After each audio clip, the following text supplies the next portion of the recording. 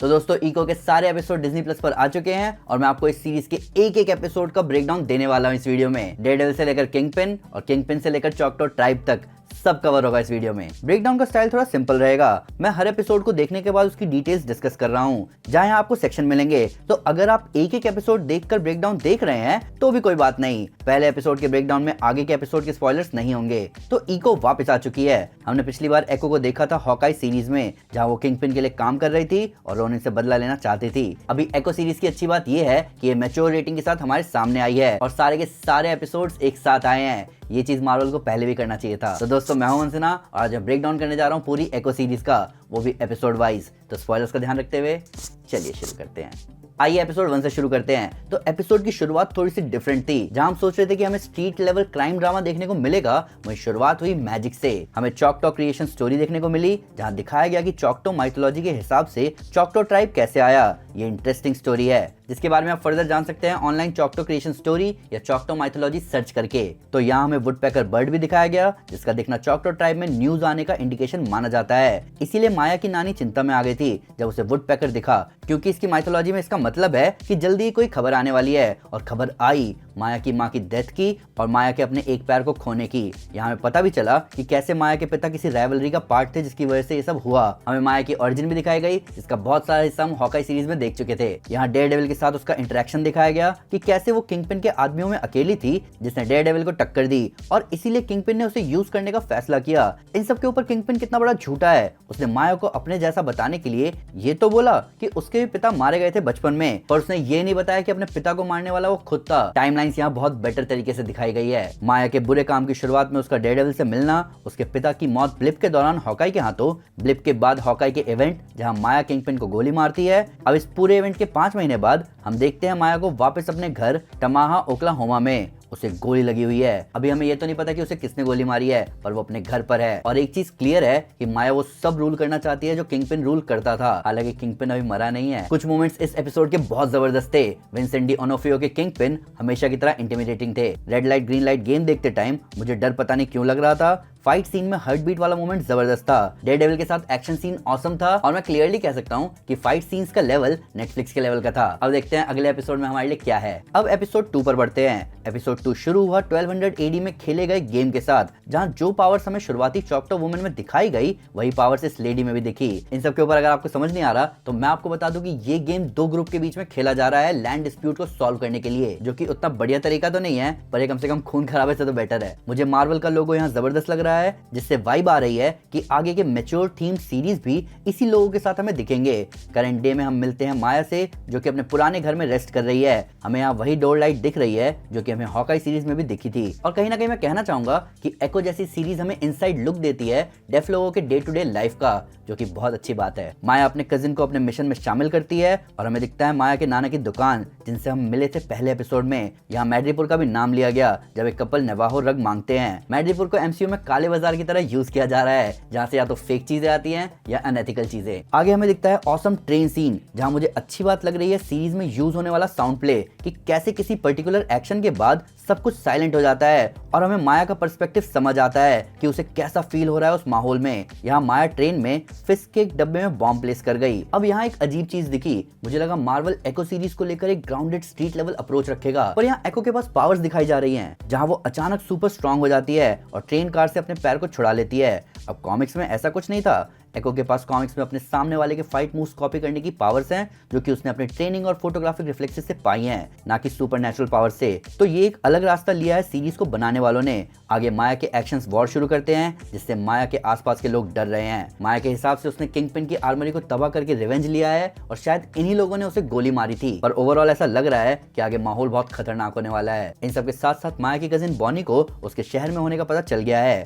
Episode में दिखने वाला ट्रेन सीन जबरदस्त था। माया के नाना का उसके लिए प्रोस्थेटिक लेग बनाना जबरदस्त था और बिस्किट्स और ग्रैंडमा की नजरें मिलना जब उनकी गाड़ी की हालत खराब थी, बहुत फनी था। अभी तक पेसिंग बिल्कुल परफेक्ट है। अब देखते हैं आने वाला एपिसोड हमारे लिए क्या लेकर आता है। अब आते हैं एपिसोड 3 पर। एपिसोड 3 शुरू होता है बहुत पुराने स्टाइल के टीवी इंट्रो से, जहां मार्वल स्टूडियोज और मार्वल स्पॉटलाइट भी इसी फैशन में दिखते हैं। यहाँ हमें मिलवाया जाता है लाइट हॉर्समैन से और भेदभाव दिखाया जाता है आदमी और औरत में चॉकटो ट्राइब में, जिसको तोड़ती है माया की एंसेस्टर। यहाँ गोली चलने के बाद बैंग लिखा आना और वर्ड्स के थ्रू नरेशन बताना बहुत औसम था। आगे माया को उसके एंसेस्टर्स की झलक भी मिलती है, जिसके साथ साथ वो किडनैप हो जाती है। अब जहाँ पिछले एपिसोड में उसके हाथ लाइट अप हुए थे उसके एंसेस्टर्स की तरह, वहीं यहाँ उसे झलक मिलना कहीं ना कहीं बता रहा है कि उसके एंसेस्टर्स उसे चॉकटो के बारे में कुछ बताना चाहते हैं। इसके बाद हमें दिखता है माया के अंकल का स्केटिंग रिंक, जहाँ माया, उसके अंकल और बाद में उसकी कजिन बॉनी किडनैप हो जाते हैं। अब यहाँ हमें ये तो दिखा कि माया क्रिएटिव है अपने नाना की तरह, पर यहाँ दिखने वाला फाइट सीन बहुत जबरदस्त था। ये one of the well choreographed fight scene है एमसीयू में, जहाँ जॉन विक जैसी फीलिंग आ रही थी। इन सब के बीच माया को उसके एंसेस्टर्स की झलक भी मिल रही थी गोली चलाने वाले सीन में। अभी मुझे जस्ट रियलाइज हुआ कि एपिसोड के नाम माया के एंसेस्टर्स के नाम पर है। पहला एपिसोड था चाफा, जहाँ हमें चाफा की कहानी दिखी। दूसरा एपिसोड था लोवैक, जहाँ हमें लोवैक का गेम दिखा। और तीसरा एपिसोड है टुकलो, जहाँ हम मिले पहले लाइट हॉर्स वुमन से। अब इस पूरी फाइट सीन के एंड में एक फोन कॉल आता है और माया बच जाती है, जिसके बाद माया के नाना उसे एक बेहतर प्रोस्थेटिक लेग देते हैं, जिसमें माया के एंसेस्टर का वॉरियर साइन लगाया जाता है, ये बताने के लिए कि वो चॉकटो वॉरियर है। और इन सब के अंत में हम मिलते हैं किंगपिन से। हर एपिसोड हमें कुछ ना कुछ एपिक दिखा रहा है और ये एक अच्छी बात है सीरीज की। पहले एपिसोड में डेयरडेविल फाइट सीन, दूसरे एपिसोड में ऑसम ट्रेन सीन और तीसरे एपिसोड में ऑसम स्केटिंग रिंग फाइट। ये सीरीज बहुत हद तक डिजर्व करती है वीकली आना, पर शायद डिज्नी को लगा कि फैंस उतने इंटरेस्टेड नहीं होंगे इस सीरीज को लेकर, जबकि सीरीज में दम है। अब देखना ये है कि आगे के एपिसोड में दम टिका रहेगा कि नहीं। अब बात करते हैं एपिसोड 4 की। एपिसोड 4 किसी एंसेस्टर के दिखने से नहीं, बल्कि इको के ट्रेलर में दिखने वाले आइसक्रीम बेचने वाले की पिटाई के सीन से शुरू हुआ।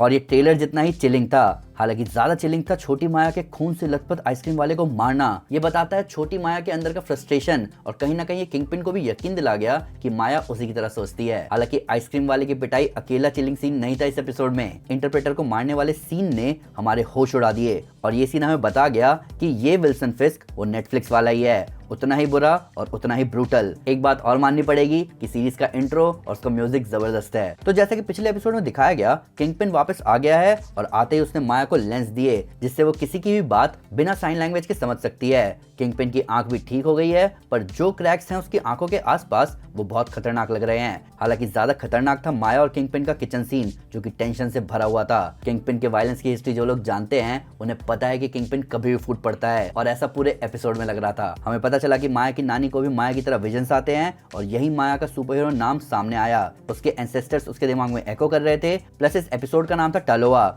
जो कि माया की माँ के नाम पर था। यहाँ चॉकटो ट्राइब के उन लोगों पर फोकस किया गया जो कि एंसेस्टर्स से जुड़े हुए थे विजन के थ्रू। आखिरी एपिसोड का नाम है माया, जो कि करंट चॉकटो मेंबर है जिससे विजन्स आते हैं। आगे हमें माया की नानी दिखती है उसके लिए कॉस्ट्यूम बनाते हुए, जो कि चॉकटो वॉरियर लुक देगा माया को। माया आगे विल्सन फिस्क से मिलती है, जहाँ हमें दिल दहला देने वाला ऑब्जेक्ट दिखता है किंगपिन के बचपन का। किंगपिन माया को वो हैमर देता है जिससे उसने अपने पिता को मारा था। जिसने डेयरडेविल के सीजन 1 में हैमर देखा है वो जानता है कि वो सीन कितना खतरनाक था। विल्सन माया को मौका भी देता है कि जैसे उसने अपने पिता को मारकर अपने आप को आजाद कर लिया था, वैसे माया भी किंगपिन को मारकर खुद को आजाद कर ले। अब सोचने वाली बात है कि जो आदमी आंख में गोली खाकर बच गया वो हैमर से कहां से मरेगा। पर इस पूरे सीन में दहशत तो थी। विंसेंट डी ओनोफ्रियो जानते हैं कि उन्हें किंगपिन वाला गुस्सा कैसे दिखाना है और वो डर का माहौल कैसे बनाना है। ओवरऑल ये एपिसोड एक्शनलेस था, पर डर का माहौल बना हुआ था। अब देखना है कि लास्ट एपिसोड में क्या होता है। अब बात करते हैं 5th एपिसोड की। तो 5th एपिसोड अपने पिछले 4 एपिसोड की मेहनत को सफल नहीं कर पाया। एपिसोड शुरू हुआ माया की माँ की कहानी से, जहाँ वो अपनी हीलिंग पावर्स को यूज कर रही थी वुडपेकर को ठीक करने के लिए। यहाँ जो चॉकटो माइथोलॉजी हमने पहले एपिसोड के टाइम डिस्कस करी थी, वही चीज माया की माँ ने उसको बताया कि कैसे वुडपेकर मैसेंजर है उनके लिए। हमें रॉक्सॉन का बोर्ड दिखता है गैस स्टेशन पर। रॉक्सॉन इंडस्ट्रीज एक इवल ऑर्गेनाइजेशन है मार्वल कॉमिक्स में, जिसका नाम हमें एमसीयू में जगह जगह कहीं ना कहीं दिख ही जाता है,